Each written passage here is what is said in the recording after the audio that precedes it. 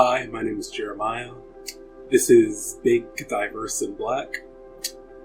This is a small side project I'm going to be working on, mainly to air my thoughts, feelings, and grievances on certain situations and things that I've experienced throughout my life. To give a brief detail, each episode, as it were, is going to cover a specific topic, and I'm going to go over my experiences with said topic, and then how I feel about it, and then like how I kind of wish we could change or alter this, or maybe if it's good, bad, etc., and all that jazz. As for the name, Big, Diverse, and Black, I feel that is perfect description of me as a person. I am A, big, hefty, large, chubby, fat, morbidly obese. You choose whatever term you're more familiar with. I've always been a hefty fellow since birth. I want to say, they say 10 pounds. I don't know if that's big or not. I think that's big, but whatever. Diverse. I believe I'm neuro-diverse. Possibly on the spectrum somewhere. And throughout my life, I have had to deal with being slightly neurodiverse and how that interacts with different people, and so that is a part of me. It's not the defining part of me, of course, but it is a large portion of me, so I take that with stride, and that I'm just neurodiverse, and I am different than other individuals, but that also makes me unique. And of course, Black, being African American. In the American space, this can be a curse or a blessing, depending on how you look on it, but it is something I cannot change, and something that I do identify as. My darker skin color is something that I have to deal with, so it is part of me. It's not something I'm amazingly dejected about, or amazingly proud of, to be fact, but it is part of me. Like, I am Black. That's a thing. And as such, these three adjectives, Big, Diverse, and Black, is how I would perfectly describe myself, and thus this segment, or these segments that I'm going to have over the course of however long I decide to do this. First off, today's segment, I'm going to dub Situational Awareness. And for this, we're going to go into story time. Back in high school, it was the first day of high school, and I had eventually gone up to lunchtime. I had a friend that I would hang out with. I'm going to call him, I don't know if I should use his real name, Jim. Me and Jim were like that. Like, we just hang out a lot in middle school. I would go over his house, he'd come over mine. We were like close as that. First day of high school, lunch comes around, I see Jim in the lunch line. I'm like, okay, let's hang out. He does warn me. I mean, not really warning, but he tells me, yo, I got some friends, they're from Ipsy, they're coming to school now, because we're in high school, we're in a different school now. They weren't in their middle school with us, but they're, of course, in our high school together. It's like, they're a little bit of the edgier crowd.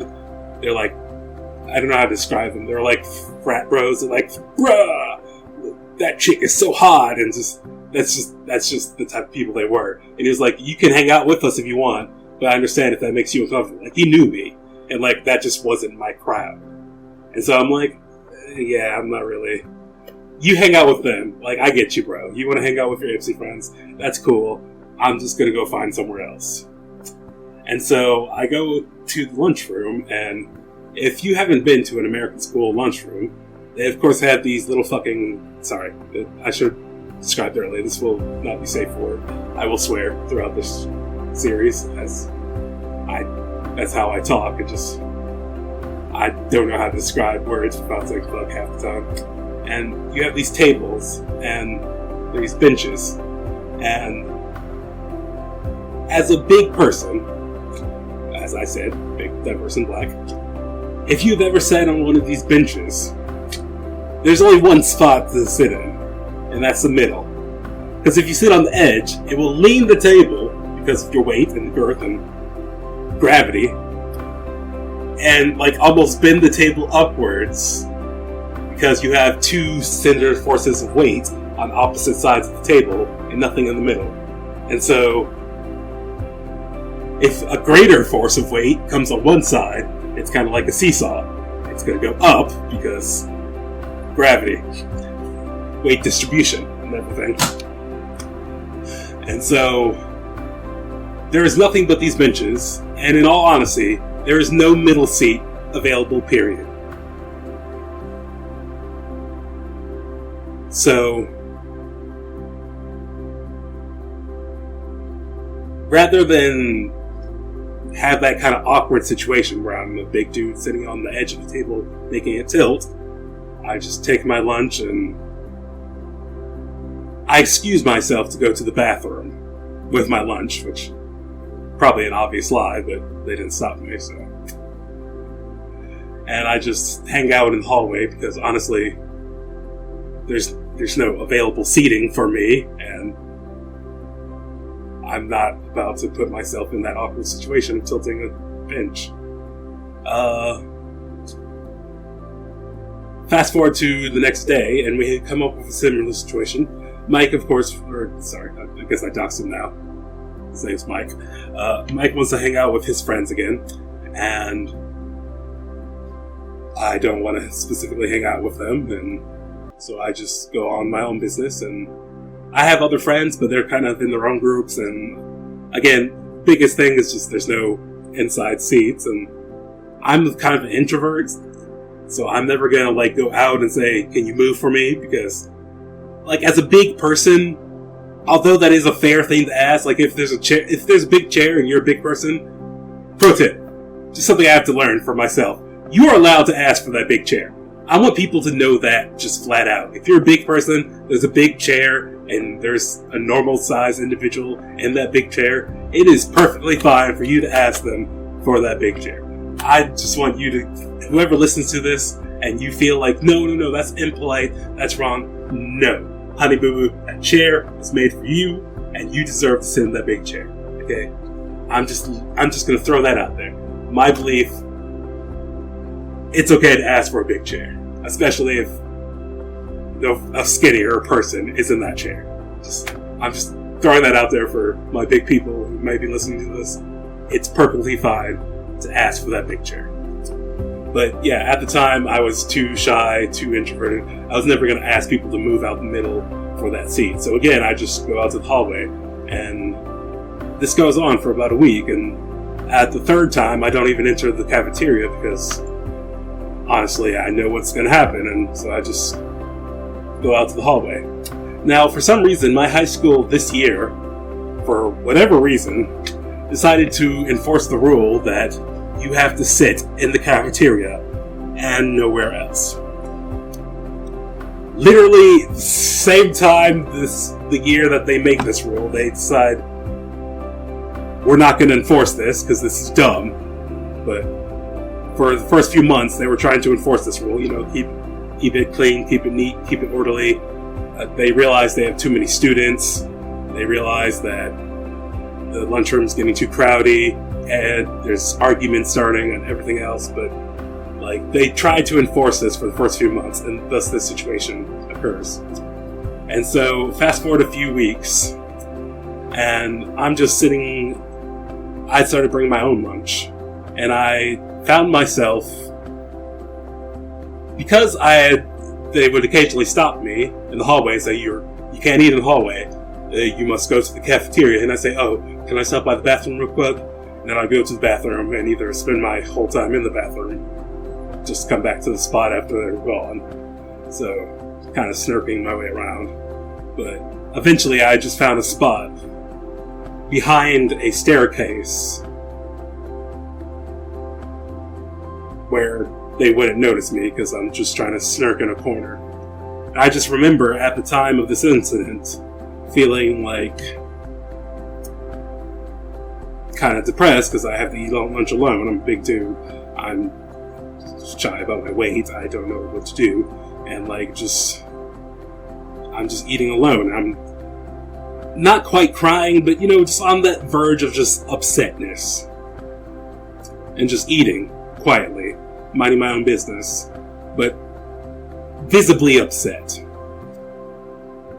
Of course, as fate would have it, they hear me eating, or I don't know, just happen to come down and see me. I'm a big dude, it's kind of hard to miss, so even though I'm behind a staircase, like, you can see a big ass dude eating lunch, no offense, that's the thing. And they come to me, and they see me, sitting alone, eating lunch alone, somewhat upset, and decide at this time it's appropriate to take me to the office because I'm in trouble. Because this is a person who's caught me several times, and so in their mindset, of course, I'm breaking the rules and I need to be taken to the office. And so they take me to the office and they explain this young man has been breaking the rules. He's not in the cafeteria. He refuses to do this. And then I forget who it was at the time, but the person at the time was like, young man, we're going to have to suspend you. Now, as a kid, I don't really care if I'm suspended, because I just know that means I don't have to come to school for a few days. Like, I know expulsion is bad, but suspension is like, in my mind, as a kid, 3 days at home. Like, suspension is fine, expulsion is bad. Like, that's how I kind of rationalized it in my head as a youth. And, like, suspension is bad because you're getting in trouble. But in all honesty, who cares? You're just getting sent home. So it's relatively fine. And so they call my mother. And she's going like, oh, what's up? And he's like, we're gonna suspend your boy. She goes, what happened? What do you do?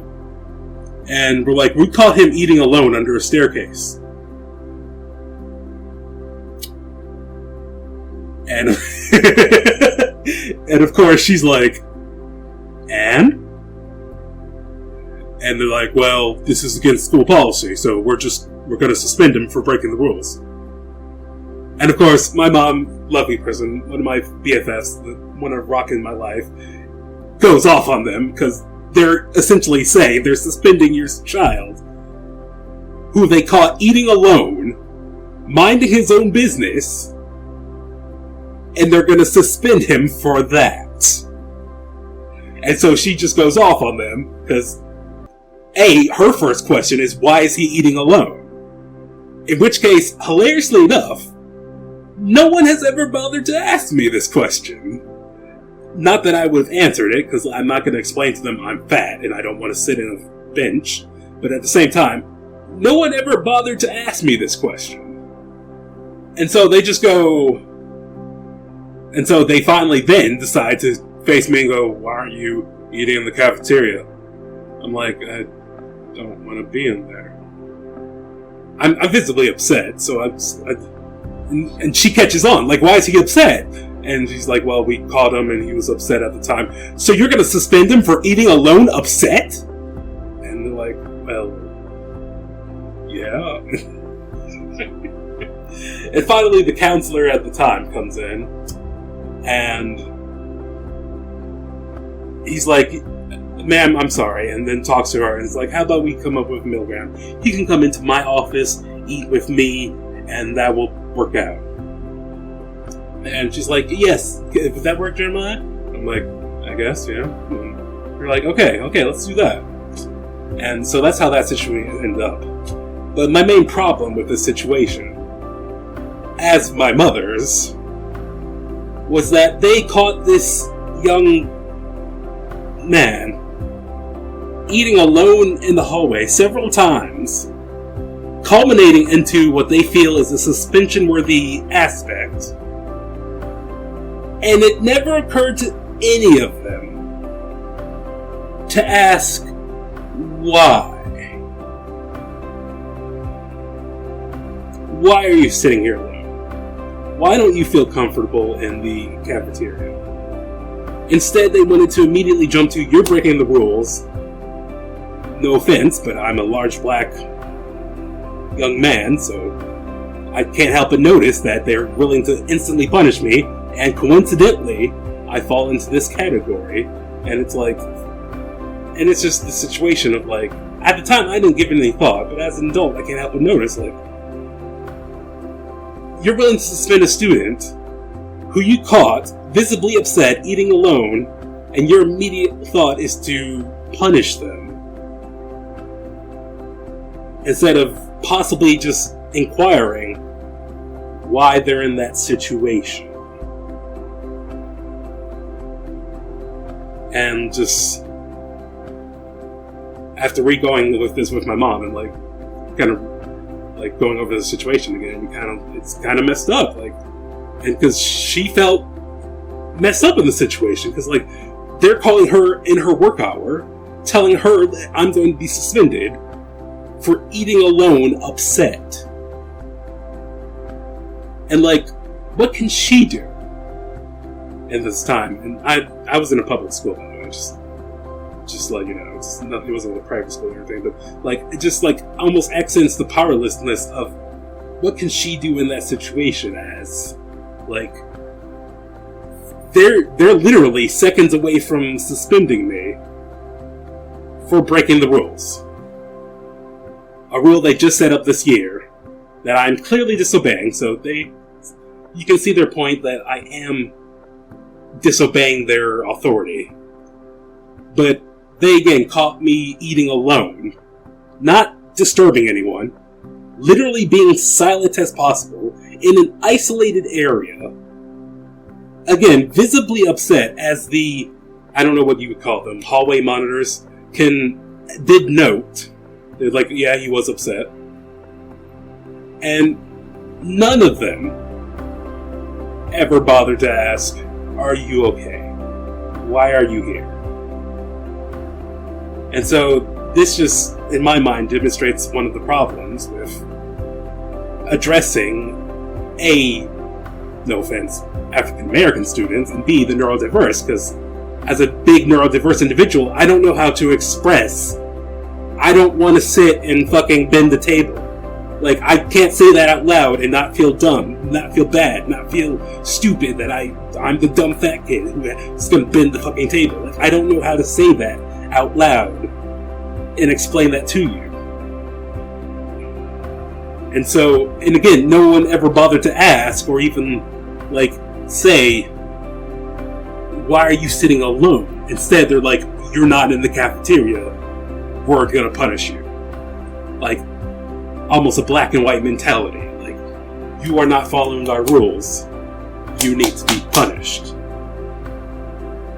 And that, in my mind, is a problem, because there is middle grounds there. Like, no offense, but if you're a big kid, you don't want to sit on the table and like, or on the bench, and you don't want to tilt it, and like, no offense, as a big individual, you don't want to be in that situation. So, and at the time, they didn't have chairs. I believe like that same year, they did add chairs so that people could like sit on the edge of the bench and like sit on the sides, and like, apparently they did learn from this, so good job for them.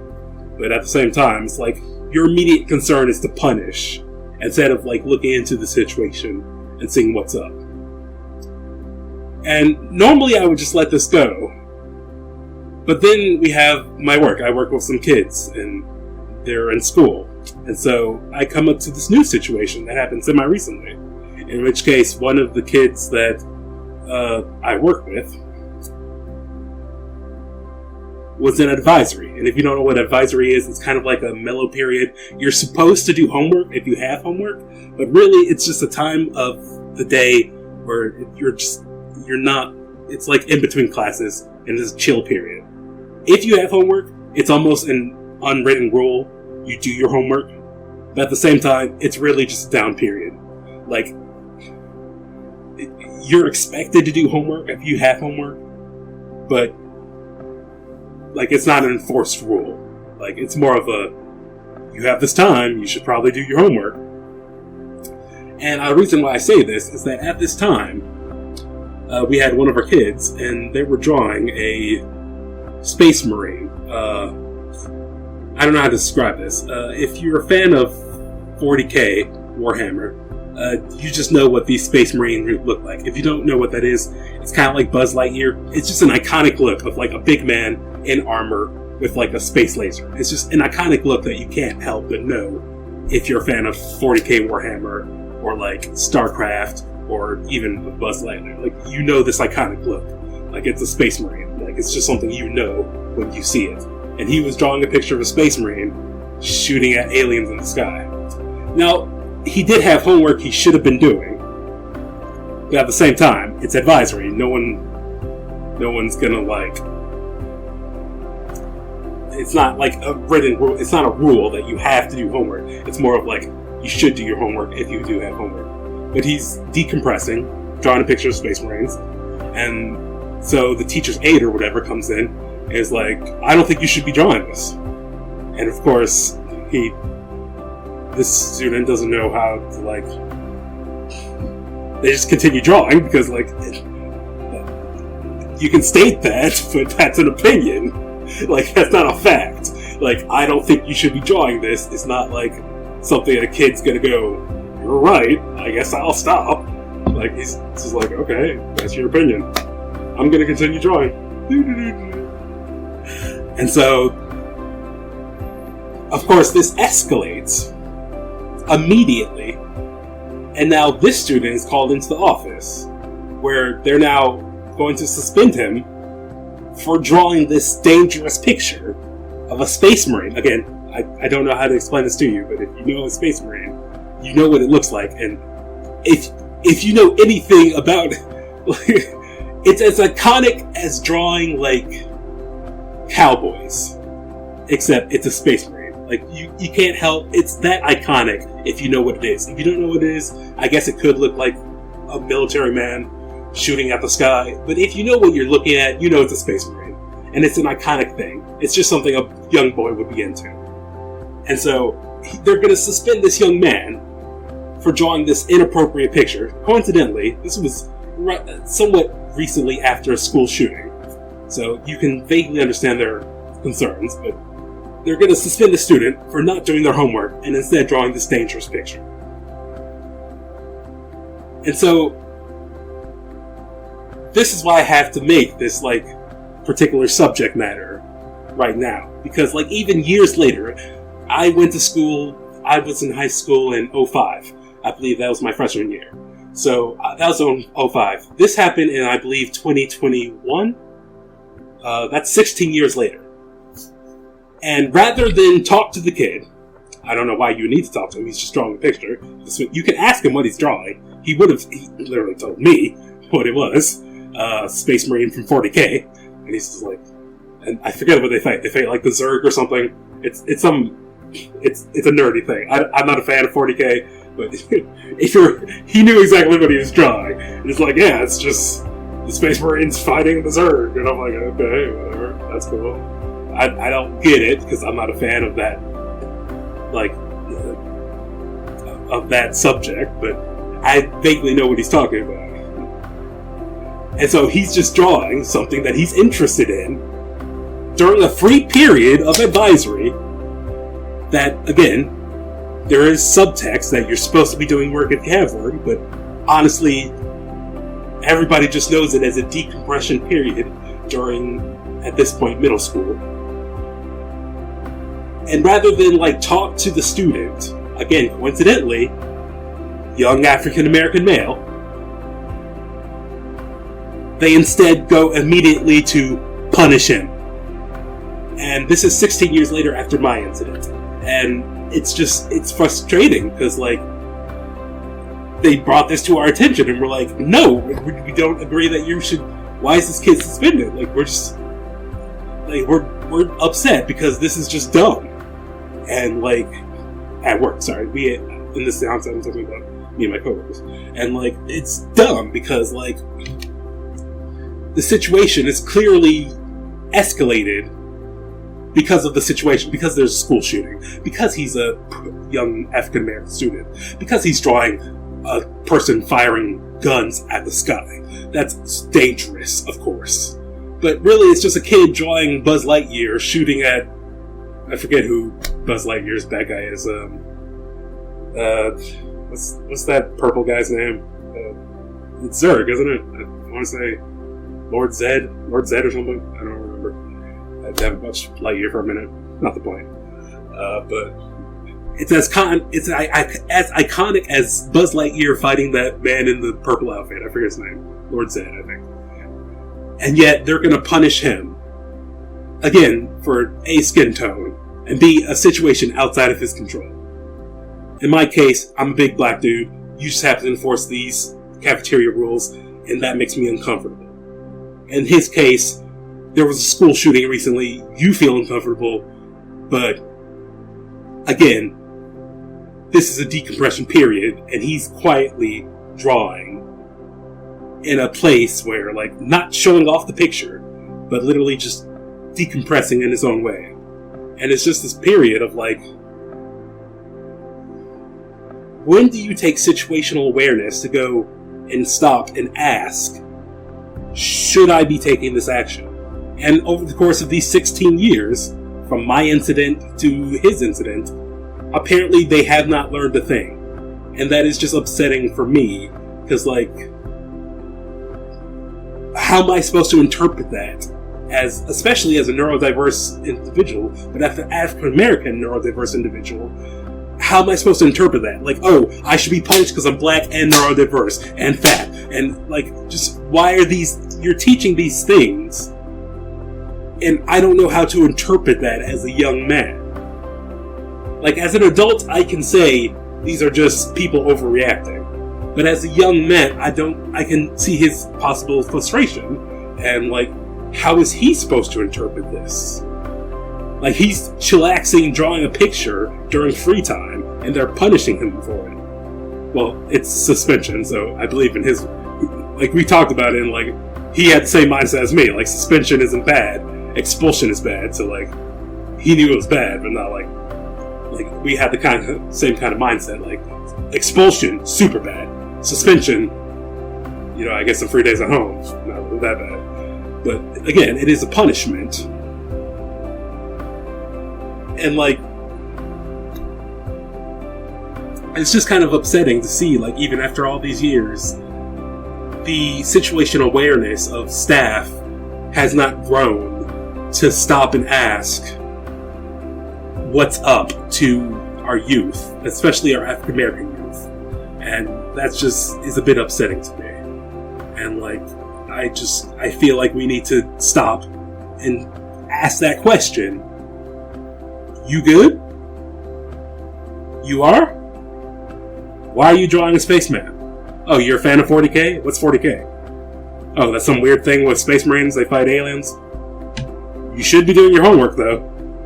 But you just want to chillax and draw a picture of 40K? Okay, how about we meet halfway? You draw a picture for another 5 minutes, and then you do your homework for 5 minutes. Okay? Okay. Like, I don't understand. Like, I don't want to be rude. Like, you see how I diffused that situation? Or, I can't say it would have worked out that perfectly, because I wasn't in that situation. You see how I addressed it differently in a reasonable manner? Instead of just immediately punishing the kid? Like, just the over-panicking? Like, putting my feelings before his? Like, I don't understand why that's difficult. Why it was difficult when I was a kid, and why it's apparently still difficult now. And so I hope that we can get to a point where this isn't a difficult thing, because, like, I don't know how our youth are supposed to interpret, like, the fact that they are African American and they're being punished half because of that and half because of a situation that they can't control. Like, there's a school shooting recently. He had nothing to do with the school shooting. He's just drawing a picture of Space Marines because he likes Space Marines. But you're going to punish him for that? Like, and it's just, it's upsetting. But to bring up a good point, I'm going to take you back to a third situation to try and kind of lift the mood a little bit. We're going to fast forward to the approximately March of my freshman year. So after this incident, the counselor in person had gotten really busy, and apparently, like, many students were having this I want to sit in the counselor's lunchroom thing, and I'm an antisocial person, so I didn't want to share with them. And they had kind of laxed on the rules. So eventually they just gave up and were like, you know what? As long as you're not in the streets, you can have your lunch anywhere. Just don't make a mess. They learned their lesson. They were like, they couldn't force everybody in the cafeteria. This was causing problems. So eventually they just gave up on it and went, don't make a ruckus, you're fine. Fast forward, and we have the almost identical situation. Me sitting under the bleach, under the staircase, eating my lunch alone. Not upset this time, but just eating alone. A teacher comes up. What's her name? Irene. Now, Irene is a 10th grade English teacher, and I'm, of course, a freshman in the 9th grade. So we have no correlation whatsoever. She sees me. She's like, what are you doing? I'm like, I'm eating my lunch. Why are you eating in here? I don't know. I don't want to be around anybody. I don't know. She just stops and thinks and just looks at me for a minute. Would you like to eat in my classroom? Where's your classroom? Now, at the time, she had, I forget what they're called. I think they're called portables. It's like a small trailer that's out in the middle of the schoolyard. And, like, they have classes in there because I guess we had not enough space for classes, but we still needed certain classes. It's like a trailer, kind of. And, like, I have a portable outside. Would you like to come in and eat with me? I'm like, okay. And so I went to go eat in her classroom. And honestly, the next day, the almost same situation happened, where she called me. It's like, hey, you want to come eat in my classroom? Instead of under the staircase? It's like, okay. Now on the third day, it occurred to me, she's going to find me. So, it's funny. So I didn't even open my lunch. I just sat there for a minute. And of course, she comes walking in. I'm like, I know, your classroom. And so she walked my ass to the classroom. And on the fourth day and onward, I didn't even go to the back of the staircase. I just went straight to her classroom, because that's a thing. And eventually, some of my friends that I've known throughout my freshman year, they were eating in the hallway too. And I'm like, hey, I've been eating lunch in this person's classroom. Do you want to join me? And they're like, sure. So we would just eat together in her classroom. And it's so funny, because fast forward to our sophomore year, first day of our sophomore year, during lunch, we meet up and head straight to her little portable trailer outside in the middle. And she's just like, what are you guys doing here? Like, we're going to eat lunch. And she kind of just turns to us and just like, did it never occur to you that I want to be alone this year? And we're like, no. She laughs and says, welcome in. And again, I can't help but love this situation, because it's an almost beautiful difference in the approach of the same, like situational awareness. She saw a student sitting alone, invited them in because she had a free classroom, and just knew not to immediately punish, even though you shouldn't be sitting under a staircase, but immediately offer a solution instead.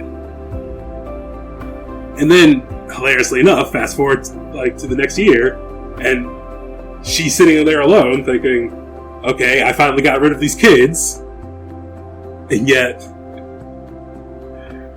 we come in, and she's like, did you guys ever think I wanted to be alone? Like, no, this is our hangout. And she's like, whatever, come on in. And it's just that beautiful approach that signifies what I want to see in a change. And I know that I did say that there hasn't been a change in the years, and so I guess that's not quite the truth, but that's more of what I want to see. This approach of coming to youth and addressing their concerns and offering solutions. And I don't know, just the way her approach worked for me, I will never forget and always be thankful to her that she went out of her way to just allow me a place to eat during lunch. And, like, just for the rest of the school year, we just hang out at her every single year since then. And it's like... And I will never forget her for that kindness.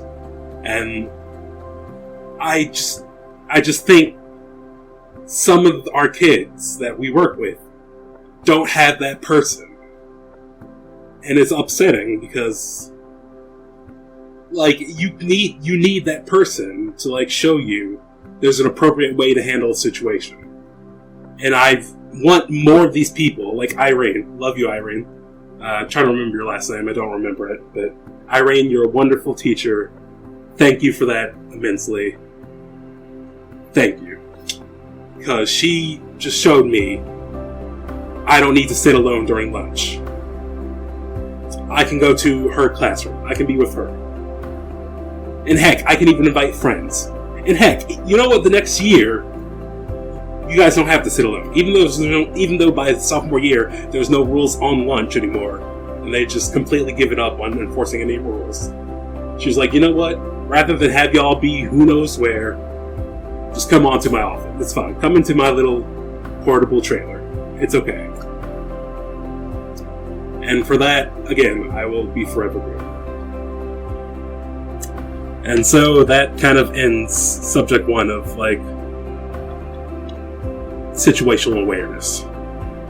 And how, as you can see in these 3 situations, the, like, almost night and day of how you can address certain situations by just thinking of your own situational awareness and how to address the situation. And so that's subject 1. I do have a couple more subjects I want to address, but I'll address them in next sessions. So that's it for right now, but thank you for listening. And I hope you guys like what I say. If you have any questions, you can email or just like to holler back at me. I guess I should email. I don't have an email yet. I guess I'll get one by the next recording session. But stay tuned, and I'll get some way to address me. But yeah, thank you for listening, and that's all I really want to say. Jeremiah here. Just last note, I did actually set up an email. If you want to contact me and tell me your stories or whatever, you can email me at bigdiverseandblack@gmail.com. That's bigdiverseandblack@gmail.com. In case you do want to contact me and just tell me how you feel about a certain subject, maybe you have a different opinion, maybe you found this helpful, whatever the case may be. If you need to reach out, you can reach me at bigdiverseandblack@gmail.com. Thank you.